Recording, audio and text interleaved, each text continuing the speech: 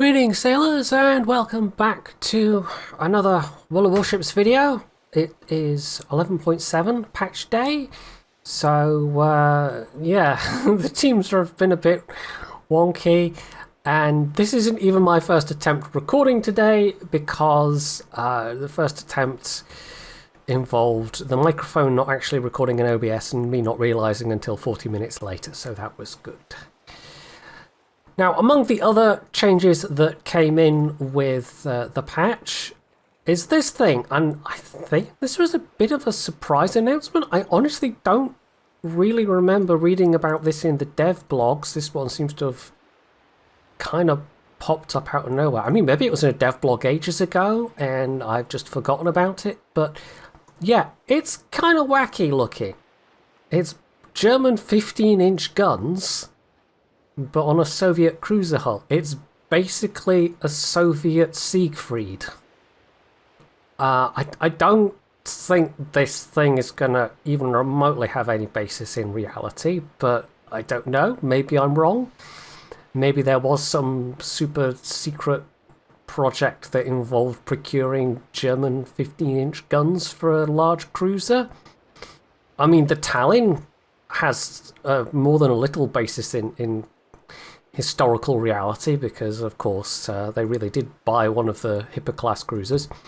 But yeah, even though that is the latest addition to the Research Bureau, I did a different thing. And I kind of didn't even notice the Sevastopol there up until after I'd spent my research points on the Gibraltar, which is also a relatively recent addition to the Research Bureau. To be honest, I think I'd, in retrospect, rather have bought the Sevastopol. I don't know, the Sevastopol might be rubbish, but it can't be as unfun to play as this thing. There is a reason why this kind of has already built up the reputation of not really being a ship that's going to be fun to play for most people. So what is it? Well, it is a very similar sort of cruiser to the Goliath, 9.2-inch guns, but it's a different setup. I think the hull even looks a bit of a different form. It's maybe a preliminary, earlier design. Probably the most striking thing visually is, aside from that big blocky superstructure, the quad turrets. So you've got the same number of guns as Goliath, but a slightly different turret arrangement. I have no idea if there's any historical basis for quad 9.2-inch guns. Probably not. They're very square and highly resemble the turrets on the King George V. So I suspect there's been some liberties taken with this, but maybe not. You know, maybe this thing got as far as some kind of sort of design draft stage. Who knows? It does also have a bunch of post-war fittings on it, so yeah, this is sort of very post-war looking AA guns and secondaries. It's actually got the 113mm secondaries, which can go out to 8 kilometers, but you've only got 6 barrels per side. They are, however, your only means of setting fires, because the big gimmick of this thing is that it is AP only and it has a smoke. And you pay quite a lot for that smoke because you've only got the regular heal, you don't have torpedoes, and you have, as I say, no ability to set fires outside of those small number of secondary barrels. And if you're within 8 kilometers of somebody, you're probably much too close. Now, with Goliath and the other 9.2-inch cruisers, I pretty exclusively use high explosive, and it's one of those shells where the different or ships where the different shells have. I'm pretty sure I'm right in saying different ballistics. I mean, they have the same velocity, but I'm pretty sure they have somewhat different ballistics. Although maybe I'm making that up. Maybe they don't. Maybe I just have never used the AP shells enough to really make a comparison. Maybe the ballistics are identical for the AP and the HE, but yeah, it's a fairly long flight time on these, and you have all the disadvantages of being AP only, as we shall see. So even though you do have a smoke screen, and you've got those heavy guns, it's almost closer to playing a Minotaur than it is Goliath.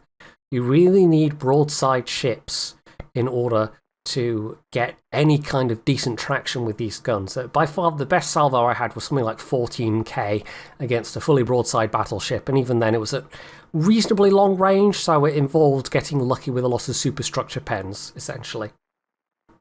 So yeah, it's really quite awkward in terms of its guns, and the smoke in principle is very useful, but it's a 9.5 kilometer smoke firing penalty. So if there's a destroyer within that range, and this has happened to me once already in just the last 5 games of playing this, where I got smacked really hard because I did not know, I had no way of knowing there was a destroyer within 9.5 kilometers, but they were, and so it ended up being a completely useless smoke, and I then got smacked for like more than half my health from a battleship, which I couldn't even heal that much back of because it's just a standard cruiser heal.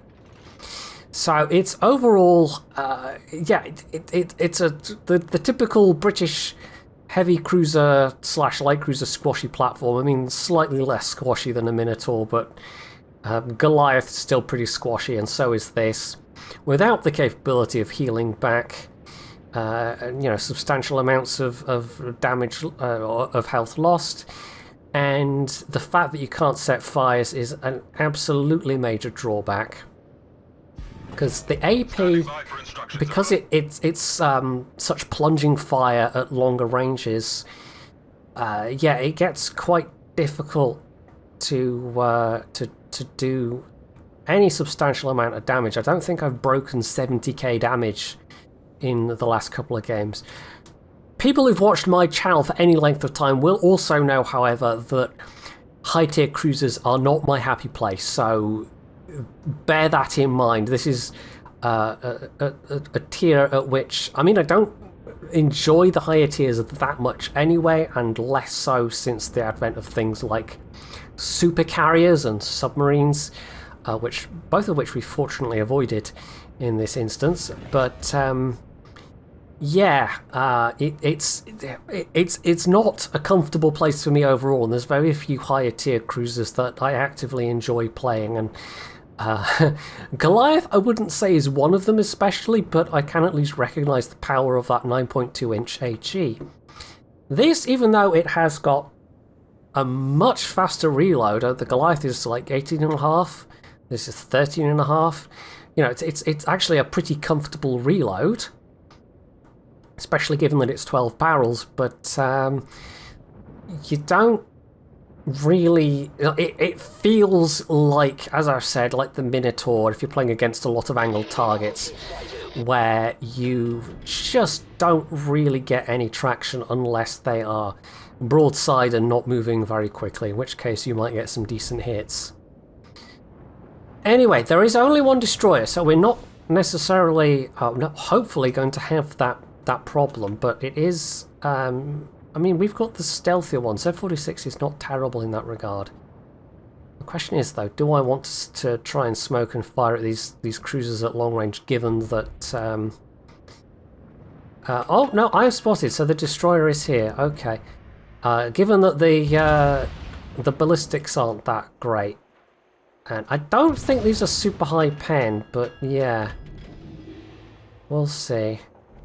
And it's not even that difficult, as you can see the Hindi actually accelerating forwards there. It's not that difficult to accelerate away or dodge or whatever.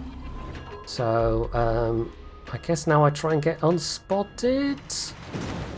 The Z46 is definitely down here. And that's a citadel. Okay, and you can see how much they can heal back or not heal back. Problem solved, sir. So yeah, he's sort of here somewhere, vaguely. So yeah, even on a slowly reversing ship, quite a lot of of lead needed. Yeah, let's just run away. I don't think we can do anything other than run away. This is not a ship that can sustain any amount of firepower, especially. So, yeah. Let's hope that we can actually survive this. I do have Cunningham on this.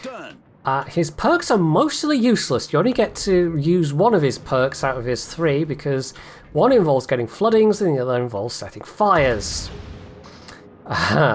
So, yeah, I mean, technically you could flood somebody by ramming them, but yeah. Right, at this range, I mean, I've actually put the range module on because it's, what, 16.5 base range, something like that. Even battleships can kind of dodge out of the way. These are kind of really quite lazy shells.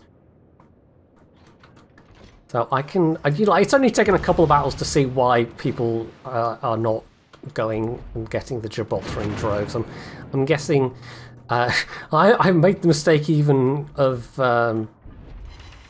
not looking up any, you know, recent reviews or anything like that, so yeah, right, can finally get a heal back, but we are on pretty low health here. So yeah, smoking would have been, like, it's even with the smoke, you know, I was tempted to smoke up, but it would have been a mistake. I know that now, but I did not know that at the time, so yeah. Right, let us just try and run away and maybe get another heal going. The smoke is, like, smoke on a cruiser, okay, fine, and you don't have to worry about being HE spam from this thing, but, you know, from smoke. But actually playing it, it has such limited utility. Like, playing this in a division with somebody like a destroyer is like might be quite a useful experience, just because you can then like share smokes, they can spot for you. You know you've got someone that's going to spot. But that's just not the case. Did they all miss? No, he just angled away slightly, that's fine. Oh, we also have a Puerto Rico. Yes, one of the many Puerto Ricos I've seen already today. I think I've had one team that hasn't had a Puerto Rico in it. I'm guessing people are getting out their credit cards and paying obscene amounts of money to get the PR. Which I've gotten out my own credit card and I've brought the 12-stage booster. Just because it's for the channel. If I was just playing for myself, I don't think I would have gotten it. And I didn't get it the first time round, even though they gave us the doubloons back then as CCs. To just outright buy the thing, because the way that, well, you can go back and watch my video from the time and watch other people's videos from the time. Like, the way it was handled was pretty disgusting overall, and Wargaming's whole attitude, which needed a major readjustment, shall we say. It was one of the times when there's been a much more. Like, you don't often get that completely unified backlash against something that they've done, but that was one of those times. So, yeah, even though it was just a kind of pointless, petty protest almost, I decided I was going to spend those doubloons on other things than the Puerto Rico. I don't even know how much you would have to spend to buy it outright, because it's what? Even if you bought the 12... what was it, 12,500 doubloons for the 12 stages, which is marginally cheaper than buying them individually, and then it's like 1,750 for the remaining 25 stages. I'm not going to sit and do the maths in my head, because I mean I probably could if I had a napkin, but yeah, just yeah, an obscene amount of money for most people for a ship that isn't even that interesting. I mean, this isn't that interesting, but I didn't have to pay any money for it. It was just the time spent required. Wow, did I aim over, or was that just incredibly unlucky? Don't know if I just aimed too far over there. Or is it just how lazy these shells are? I don't know. At least it means in theory I could hit that Worcester if he gets if he pops up again. You know what might have been nice? A spotter. Because even with a nearly 20-kilometer range, you can actually get like the range on this on the Goliath is identical. But of course, the Goliath, you can you can set fires, and you can try and set some fires and then disappear for a while and let the damage tick up. You just don't have that option. You have to keep firing if you want to do some damage. But you know, having done that, I've already used 3 of my 4 heals. Now I'm having to play at extreme range, which means it's even harder to hit anything. So, you know, personally, there's probably people out there that can absolutely make this work. But I suspect if they are making this work, they're probably doing it in a division and they're not playing it solo. Because there's a solo cruiser. Oh, that's the Z-46 spawning me. There's a solo cruiser. It does not have a lot going for it.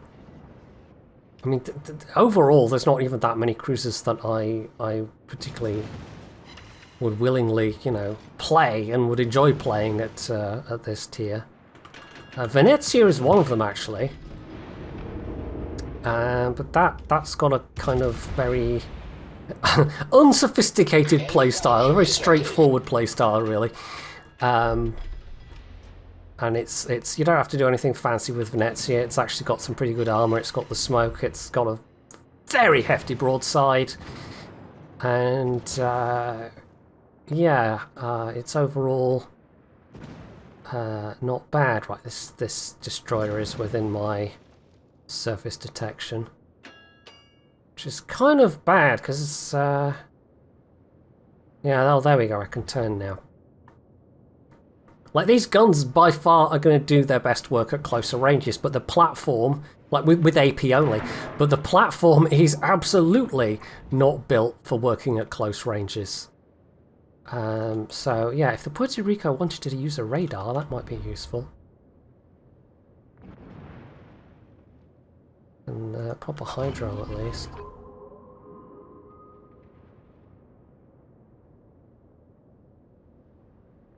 Getting a bit closer to the island, maybe? Yeah. So it's kind of an odd one. Well, I mean, as a variation on Goliath, okay, but it's just... Goliath is playable at least.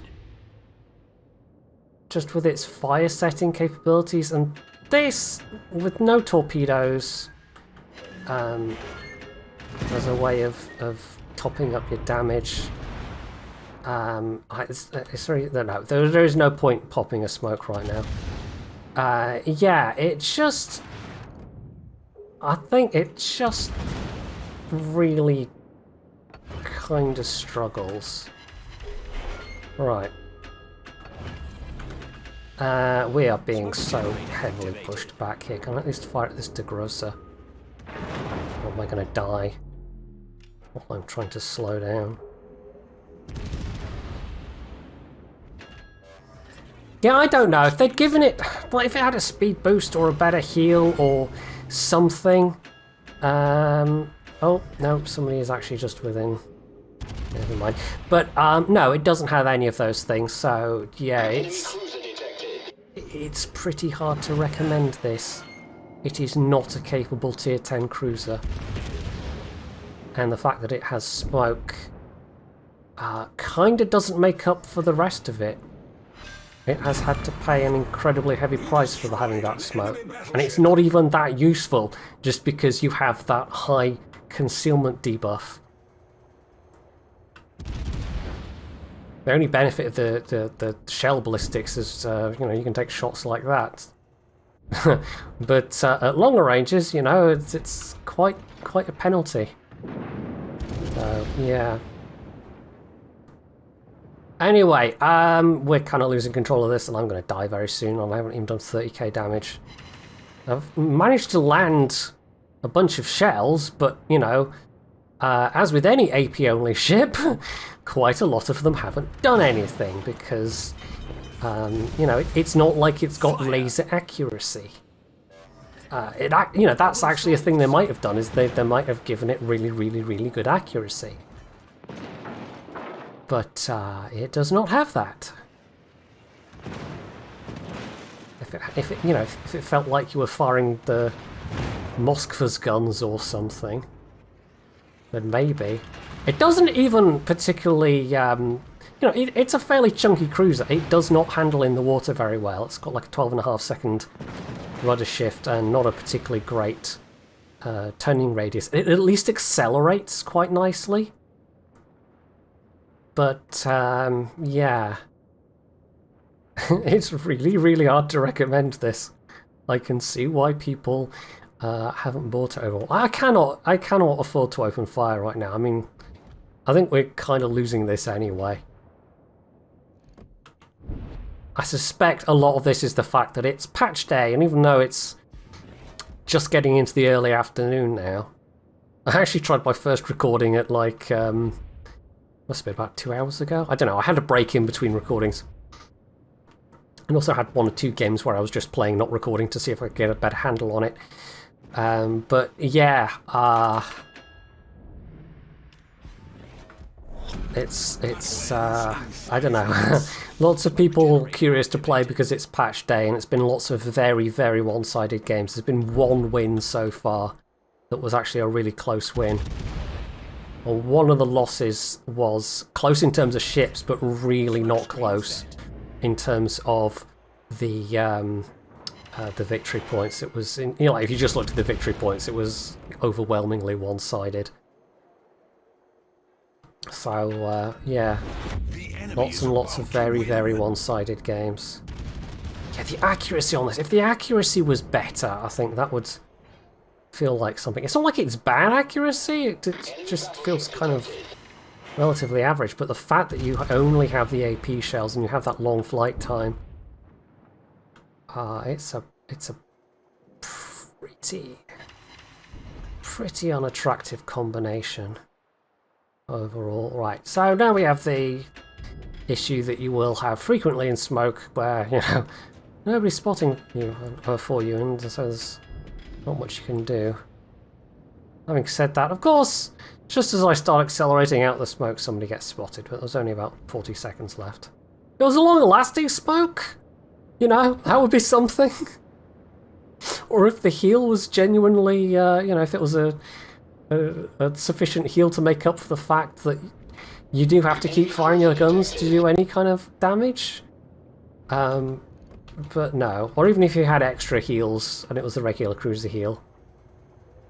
You don't got none of that. Right, well, we might as well try and get a little bit more damage. We're over 900 points. 3 ships left with half the enemy team. This is going pretty much as most of the rest of... oh, never mind. Most of the rest of my games today so far. Probably not a good day to be taking out the Gibraltar for the first time, but here we are. So yeah, it really, like for a tier 10 cruiser, it really doesn't feel like it contributes. I don't quite even know why this is tier 10, to be honest. I think you could comfortably put this at tier 9. I've had 1 game so far where I've faced some tier 8s, and otherwise it's been fully tier 9 and fully tier 10 games. So yeah, you can see that. I did 2 rounds of operations to warm up. We don't have the operations changes yet, by the way. That's going to be next patch. That's all happening. Definitely looking forwards to that. So let's give it one more go. I usually do 2 battles. I'm also being helped out by the captain's cat, Sam, today. Although Sam is actually the captain, as we know. He's draped over my lap at the moment. So everything, my keyboard has to be pushed that little bit further away, and I have to sit that little bit further away from the desk, but, Samuel has commanded that I must give up my lap for him to drape himself across, and who am I to refuse such a command? Hey, tier 8. Okay, we might actually be able to do something with tier 8s. Especially some of the tier 8 cruisers. Even though 9.2, you know, it's bigger than most cruisers, but there are other cruisers that have bigger guns than that. It's not big enough to overmatch, like especially its peers, tier 10. So some of the squashier tier 8 cruisers you might get luckier, I suppose. But you are, it's the same with some of the other British, like the AP only cruisers. It doesn't even, of course, have the rate of fire or the annoyance factor of something like a Minotaur pew-pewing. But like this compared to the Minotaur, like the amount of damage a Minotaur can do to an out-of-position ship versus the amount of damage this can do, I don't know if I can even really properly compare it. But it's certainly a lot closer to the Minotaur than the Goliath, just because the Goliath is a fire setter, and this thing, not so much. So, yeah, the damage output on this just feels really disappointing, especially for a tier 10 cruiser. You are absolutely relying on people messing up. So most ships, it's like if you play well, then that's what you should be doing. You should be playing well, trying to put yourself in the right position, etc., etc. And if people mess up, then that's just a bonus. Whereas this is one of those ships where you have to not only play well, but also you have to rely on people to mess up, kind of thing. So it's like an extra handicap. It is yeah, it's definitely not a ship with many strengths. So if I haven't sold you on this so far, you know. Oh, I really wish I'd gotten the Sevastopol. It would have at least been somewhat interesting with 15-inch guns. I actually really like that setup on the Siegfried. It's one of the few high-tier cruisers I actually quite enjoy playing. So, you know, if they perform anything like they do on the Siegfried, and because it's a tier 10, they probably perform better than they do on the Siegfried. The Siegfried, of course, has pretty decent armour as well. I might actually have somewhat enjoyed the Sevastopol. Right, that was not nearly enough lead for that range. He's turning away anyway, so even if I had given enough lead, they probably would not have gotten there in time. Anyway, enough complaining. You know how I feel about the ship and its combination of characteristics. It's sort of unpleasant overall. Is that going to be enough? Ugh, nearly 10k gone already. Let's see how little of that I get to heal back. Right, that must be their destroyer that's spotting me. I don't know if it's worth... No, I don't think it is worth smoking up right now, just because there's not that much to shoot at. And the destroyer might well be close enough to actually spot. The smoke actually has a lot less utility on this than a lot of other cruisers, even other heavy cruisers. Not that there's that many heavy cruisers with smoke, but most other heavy cruisers with smoke aren't AP only. Right, let's try here. Smoke generator activated. Don't know if you're speed boosting, you might be. Let's give a little bit more lead. It's broadside! Oh, and we've lost the fish wall. Okay.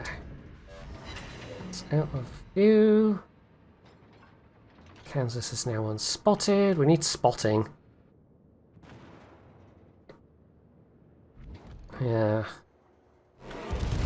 As a solo experience, I'm not sure I can recommend this. This probably would be a lot better with a division, mate. And another Puerto Rico, yeah. Right, he's a bit more angled, so I'm now relying on getting the superstructure. I'm also having to remember that I haven't done mods yet. See, that was a good hit, but that was, I think, mostly superstructure peds. Yeah, I don't have the modded smoke timer, which is a lot more prominent and a lot easier to keep tabs on. It's not so bad when you zoomed in, but when you zoomed out, it kind of disappears into the clouds a bit. So when you get like circumstances like that, you can get some quite hefty hits. Well, there's a Sevastopol as well. Interesting. Right, are you turning away a bit? Took some torps. Great, I could take advantage of that by sending some flyers, but no. So we are getting some broadsides here. I'm actually getting to put the guns to use. And that's a destroyer that's close enough to spot me. Okay. Might even be a cruiser? No, it's the destroyer. Yay! So you do, I think you do accelerate reasonably well, but not quickly enough to avoid stuff like that. And my word, I wish I had the Minotaur's heal right now. Like, this is actually shaping up to be one of the better damage games, but I've already paid half my hit points to do that damage.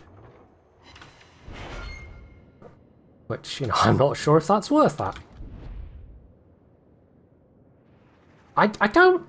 Like, of all the things they could have... Like, there's so many ways you could improve this, but of all the things they took away from it, which actually would have maybe partially made up for the rest of it, like the torpedoes, basically. If you had some decently long range, even if they were just slow torpedoes. Yeah. Who was asking if they... Was that the guy that shot me, or was that the guy that shot some... I don't know. Oh, somebody that got shot, the Richelieu. Enemy battleship detected. Oh, I got the Sevastopol. Right. YOLO Emilio's not spotting me right now. And you're slowing down, so a lot of these aren't actually going to go quite where I was aiming. And they all missed anyway. Excellent. Oh, the YOLO's going for it. Now, I don't know if these have improved pen. They certainly do seem to do decent work against destroyers, but it's so easy to dodge these shells at anything with closer ranges. So the YOLO is trying the YOLO thing, and I'm actually getting to go at them, you know, sort of close range. We can see the secondaries popping off there. Yeah, this is the classical YOLO Emilio player that gives up everything to try and do a run against a single ship. In theory you have decent AA as well, but it's not actually as good as the Goliath. So another way in which the Goliath is preferable to this thing. Yeah. Enemy battleship detected. I think if this thing was going to be buffed in any way, like if I was... It'd be nice to have the... Absolutely would be nice to have the torpedoes, but if I was going to buff what it has right now, I think it would have to be the heal.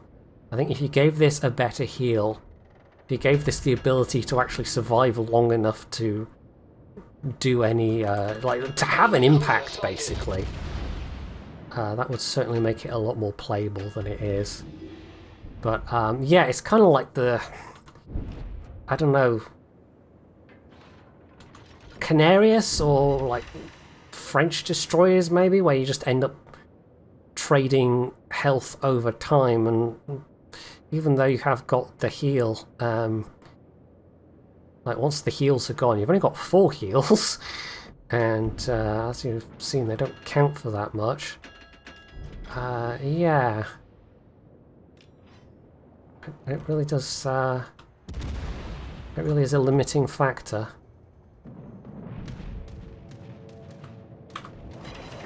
Right, here's where a defensive or something would have been useful, but oh well. I mean, at least it's only a tier 8 carrier, I guess. Actually going to shoot some of these down. Torpedoes astern. At least the turret traverse is reasonably quick. And the ballistics, I mean, at least, you know, at least sometimes they're to your advantage. There are islands that you can end up firing over with those ballistics. Right, is it worth popping a smoke here? Let's give it a go. We know we're not going to get destroyer spotted, but we might get radared. But he's more angled now, so that's going to be tricky. We're also on the way to losing this. I mean, we might win this side and take this cap, but yeah, I suspect that A division on the enemy team is doing some heavy lifting on that side. I think they might be quite difficult to counter. Right, am I better off going for the broadside Bismarck? Probably. Enemy cruiser detected. Kind of slowing down a bit? Hard to tell. North Carolina's not...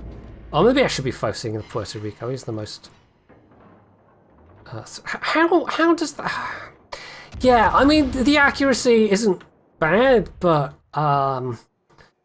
considering all of its other handicaps, like it certainly feels like the accuracy could be better. A lot better. It certainly doesn't feel like you're firing Soviet AP. Right, it's actually accelerating enough that that was that was kind of a disappointing amount of damage, but maybe his superstructures started to saturate. Now, if only I had some torpedoes, I might even be able to take on a Bismarck. But that's not happening, and there's also the enemy's Sevastopol back there as well. Yeah, okay, we've lost this, haven't we? Going to chalk this up to being another loss. We've only had one win today, and it had nothing to do with me, because I died after having done about 10k damage. Yeah, okay, you're trying to back into the next map there. Right, I've got another smoke back soon. If there's some spotting going on with the Kita. I don't know if this Sebastopol has radar, actually. Yeah, that ADIV is... they're getting all the division awards. Right, I guess we wait. I guess we wait for the smoke.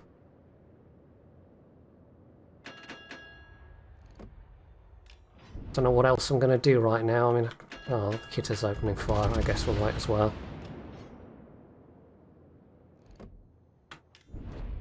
That's got to be the Sevastopol. Yeah. Oh, you're over there, are you? Going for the mid-cap. Enemy cruiser sighted. Right. Well, I can... Well, this is awkward. I can either go for, you know, angle towards one or the other for whatever it's worth. But fortunately, my smoke's about to come back. Unfortunately, the... Oh, no, the kit is smoked up, so I'm the one that's spotting.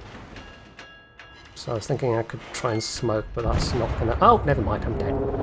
Hey, that's my damage record so far, though, a whopping 84k damage. Man, this is such a low-impact cruiser.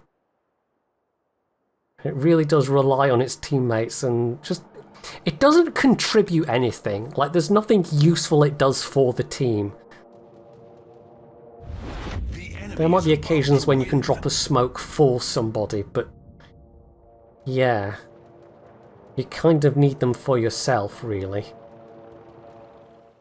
So, yeah, that was that. Sadly, that was in fact my best game today by far. I did have a better game in terms of score, but not damage, just because I'd hit a lot of destroyers, basically.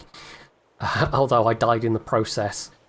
Because I had to get reasonably close to actually hit them with any consistency, but we were badly losing by that point anyway.